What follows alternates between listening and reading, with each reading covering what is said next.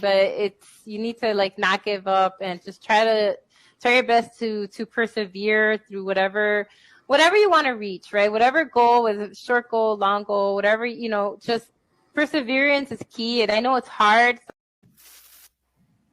Absolutely, absolutely. Perseverance is key and it is hard. But hey, the race is not given to the swift nor the battle to the strong, but to they that endure. And you got to keep on moving. Now, this is ladies have the final say. So in that means they have the final say. So not to be a man, but I do want to still give you all the final say. I'm going to go first so that you truly have the final say in this. And I'm going to use my time to come on, Sean, represent for the ladies. Yeah, I'm going to use my time to say thank you. I'm going to first say thank you to Kate, who came to me one day randomly in a group chat and said, "You know what? We have a lot of women that love to talk football, and I think we should come together for a show." And I said to you, Kate, okay, make it happen. And Kate went and talked to Delilah, talked to Janae. We had Ash here. Now we've grown. We have Tina on the show. We've had Nicole. We have Nicole on the show. That is amazing in the sense that I love football.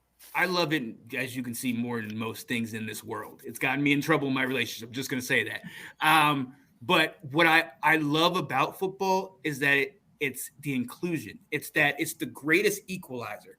Everybody from all walks of life comes to it for that same feeling. I'm getting goosebumps right now thinking about it. That same roar, that same excitement. And for me, I grew up in the 80s. I grew up in that time when it was men like football, women are cheerleaders.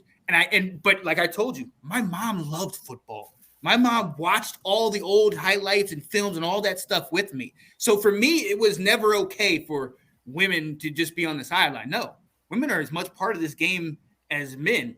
I know they might not be on the field per se, but they are as big a part of every facet of this game, and I love it. So when I come back to this show and see how amazing you do, look at Delilah with diversity with Delilah and countless number of episodes. I think we're over 65 episodes all time, and how much you have put in time and work and effort into this.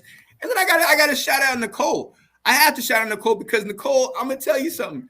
You hopped on and you just kept it moving. You kept it moving. You learned every little bits and pieces there wherever you could, and you just are a hoot. You're hilarious, and you rock that daggone Saint stuff. So I got mad respect for you. I got mad respect, and I could not speak on this show without shouting out one of my best friends, my sister, my heart. I'm going to tell you a quick story, and then I'm going to move on. I was coming out. We were working at Mount Pleasant Church, where I'm actually at. I was coming out of the bathroom, wiping my hands with a paper towel, and Janae was talking to one of our coworkers. And Janae, she said to me, "You want to do a show, talk football?" And I'm just like, "Yes, heck, that's great. Yes. When do you want to do that?" It came from that in 2016 to now us having about 8 or 9 shows. We have shows where women fully run the show. The roundtable fully run. I don't have to do any of that. That is a testament to how amazing you guys are, but it's also a testament to my partner, Janae Strugger, who didn't find the crime to sit there and tell me, "Hey, I really want to talk football. Do you want to talk it with me?" And I never would have done it had it not been for her. And look where we are now. So I know that was a long time, but I love you guys so much that I have to shout you guys out because this show makes my heart smile every single time I see it. So there you go. Thank you for letting me do it. Oh, absolutely, absolutely, absolutely. I'll go under me right quick. Nicole, what you got? Well, I got a lot. I had a little bit of a longer day, and I don't know. Just sometimes being here with you guys, it really does warm my heart. And just like you said, talking football, and it's I don't know, it's the anxiety and the excitement of being with you guys and not knowing how the show's gonna go, but we're live, baby. And that's the thing, Let's I go. think the exciting thing about it, that I truly do get excited for, and it definitely can turn my day around. And I'm just wanting to say, yeah, um, tune in to us because we can turn your day around. So that's what I got. I didn't have much, but because I wasn't in such of a, I don't know, I was quite solemn to myself, but you guys pulled it out of me. So Oh yeah. yeah. Oh Yeah. yeah. Love it. Love it. All right. All right. Miss Wolverine, Miss Detroit Lion, Miss Champion of everything. I mean, Tom Brady leaves and all of a sudden you get this. I mean, good gracious, Kay, you get everything. But Kay, what's up, babe? My thing is piggybacking on the Taylor Swift stuff we've talked about. Women, girls, don't ever let a man make you feel small. That's part of the reason I wanted to create a women's show, is because I feel like sometimes in the world of sports, Sean, you've never made us feel like this, but some men make women feel very small, and like their opinions don't matter, their voices don't matter in sports. Just go sit on the couch or go be in the kitchen and make us our snacks and all of that. So I really want to say thank you for letting us talk football and letting us have our voices and our opinions, because you always let us talk. Oh, yeah. And a lot of men don't unless you talk about my team, then I have to jump on the show. I have nothing bad to say about the Commanders. I'm not Janae. I'm sorry. But I will talk trash about the Packers and other teams, but not Commanders. I have no offense. But girls, if you want to talk sports, talk it. If you want to talk about football, speak it. If you want to talk about what quarterback play you think was the best in the NFL in the last week, or college or high school, speak it. And speak it even if your voice shakes. That is one thing my hero, Ruth Bader Ginsburg, always taught me, is to speak even if your voice shakes. Break glass ceilings. Women's places are in sports. I say that in our women's intro.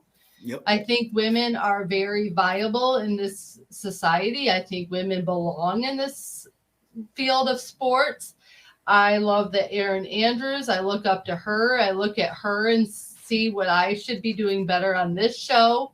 I look up to different sports women all the time and say, what could I be doing better? What could I be learning?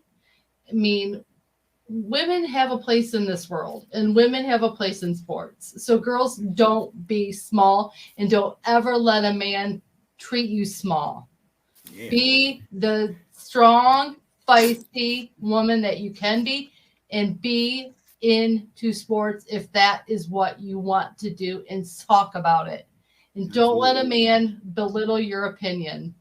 Yeah. So that is my thing, is they're talking about how Taylor Swift is not allowed to be in sports because she's a singer. Don't ever let a man treat you small. Right.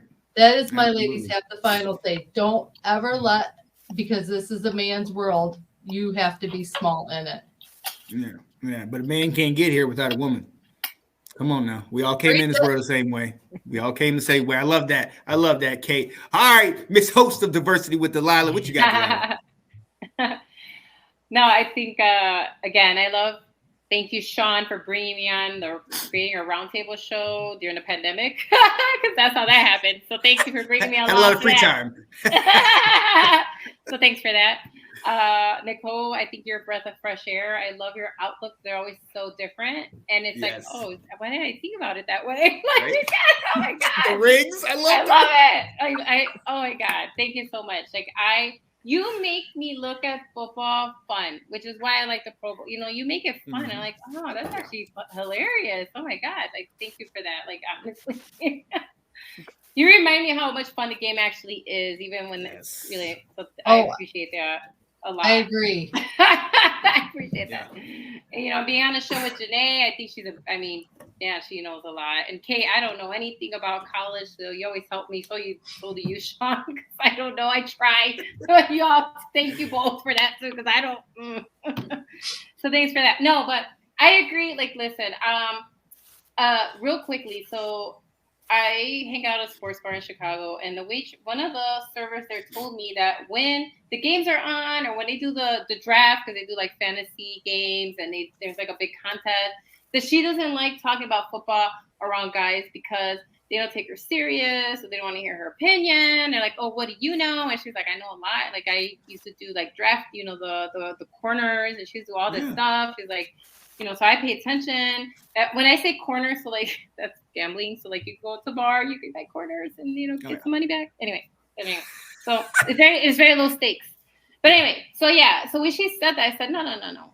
To Kate's point, no, don't make yourself small. You go and you say what you know. Do not diminish yourself. And I told him, like, I go on literally like 3 different shows and I talk football, and I don't care what people say, and I don't know who's watching me. It could be random people, but I'm still gonna go out there, And so I told her, I was like, you know what? No, don't do that. You go and you talk football to all these guys here, and don't ever let them treat you like you don't know what you're talking about. And she's like, yeah, I would know more stats than they did. I'm like, exactly. So show them that. Anyway. And the second part is, it is Black History Month. And I want to say that and I understand, like, if you don't want to go to the library, especially going to libraries lately with a lot of book bans and stuff. So, but if you want like a reliable source, the National Museum of African American History and Culture is absolutely phenomenal. It's in DC. That's one of my like checklists, like if I'm in the DC area, to visit all the different Smithsonian. So that's one of them. Come on. They have a really great like website of archives of and it's all credible, it's all reliable. So whatever you're reading there, and it's culture, so it's not just history. Like they literally show, as what Sean said in the beginning, the contributions of Black people just across the world, not just in the U.S. And so it really does elevate, and you will see, and you don't have to leave your house. Their Facebook is amazing. They have posts every single day around the year, because Black History Month isn't just in a month. It's just February is so that you can remember, like really focus on stuff, but you can learn about Black history all year round. It doesn't have to stop just in the month of February. So go to that Facebook page, go to their website. Honestly, they have amazing archives, and it's free to scroll it. You don't need a ticket. So like if you want to educate yourselves and learn more, I know that you're learning something that's like true, reliable. Their website and their Facebook page is phenomenal. They're always posting incredible things. They're always posting events they're happy. So if you're in the DC area, they always post events that they're happening that spotlight and highlight African American contributions throughout the year. So anyway, that's my final say. I love that. And just to wrap it up on the Black History Month thing, a lot of people, when they look at Black History Month, it's like, oh, we're talking about this. Why do we got to keep talking about this? Yada yada. We have to understand that the civil rights movement wasn't just necessarily about Black people. It was also about the inclusion of females and the whole equal rights movement. And you guys, getting a say. So this show alone, the fact that it's minorities, the fact that it's females, the fact that it's people that you might not think, if you turn on TV, this is the people you're going to see. At least with everything we've seen, we need to make this normal. We need to normalize this. We need to normalize. People need to be coming to y'all and being like, I'm trying to figure out who to pick this week. What do you think? And you're like, well, the zone blitz on this team is doing that. That intrigues me. That excites me. That gets me going deep inside. Ask Kat. She can say sweet nothings to me all day, but if she sits there and she talks about some plays, woo, let's go. What you talking about, girl? Come on with it. But honestly, I think I love that. And tell her, Delilah, if she ever wants to come and talk, please feel free. But I want that. Let's give everybody that opportunity, man, because we all got something to say. And especially if we pay attention and we care about this, we need to be able to be confident and talk what we got to talk. But ladies and gentlemen, I found out I was hosting this show about a minute before, and I think it went well. I think we we did. We had a good time. We did. Yes, absolutely. Look, we're not going to keep you much longer. We appreciate you guys being here with us. Tune in next week, Thursday before the Super Bowl. Janae Struther, my dynamic duo, my partner, will be back. I will be back in the comments. But you're going to want to tune in to what these ladies got to say, because somebody last year showed us a script, and it kind of came true. So you're going to want to see next week what the script says. So for Delilah Crespo, for Kate Alberson, and Nicole Oppenheimer, I'm Sean Spencer. Hey, take care, people.